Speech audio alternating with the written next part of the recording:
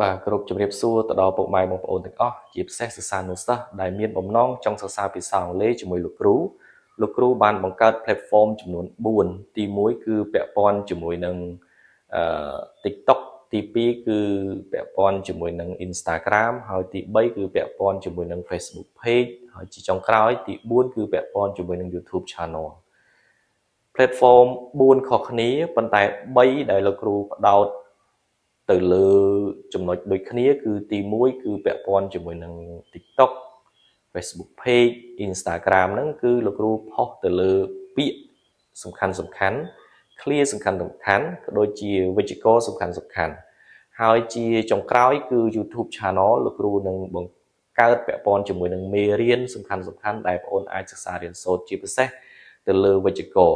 ជាបងប្អូនមានបំណងចង់សិក្សារៀនសូត្រអាចចុចទៅលើ link ដែលលោកគ្រូដាក់ខាងក្រោមសូមអរគុណ